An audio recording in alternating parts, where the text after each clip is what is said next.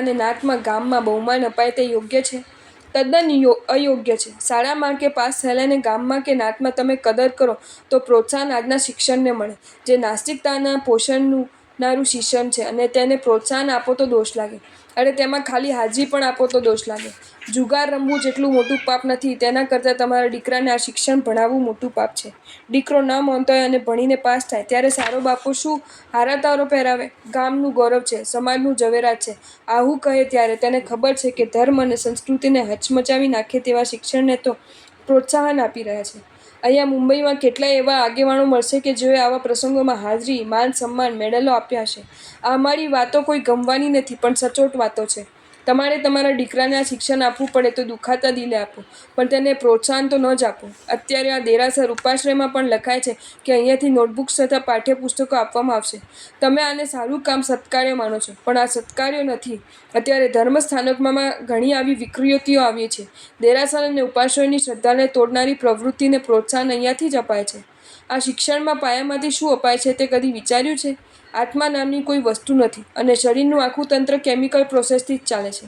Life is a biochemical compound. જીવન એ માત્ર રાસાયણિક સંયોજન છે. આવું ભણીને તૈયાર થયેલાનું તમે સ્વાગત કરો અને બહુમાન આપો છો, પરંતુ આત્માને પાયામાંથી તોડે તેવી વાતોને આવું પ્રોત્સાહન કેમ અપાય?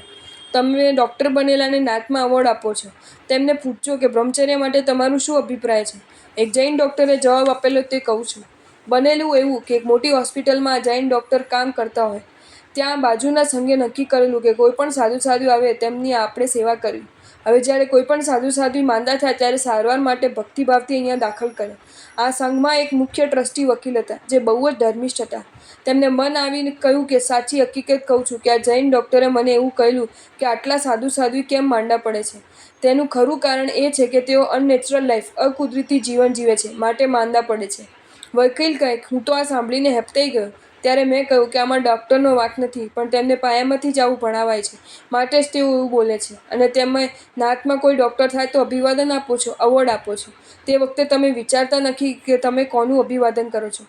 તમારે શાસ્ત્ર વિરોધી વાતો આવે ત્યાં વિરોધ કરવાનો હોય, તેના ઠેકાણે તમે તાળીઓ પાડીને વધાવો છો. ત્યાં સંમતિ કે સમર્થન ન હોય કે પ્રોત્સાહન પણ ન હોય. જો તમને આ વિડીયો ગમ્યો હોય તો આ વિડીયોને લાઇક કરો અને શેર કરો, અને આવા જ નવા વિડીયો જોવા માટે જૈન ફેક્ટ્સ એન્ડ સ્ટોરીઝની ચેનલને સબસ્ક્રાઈબ કરો. ધન્યવાદ.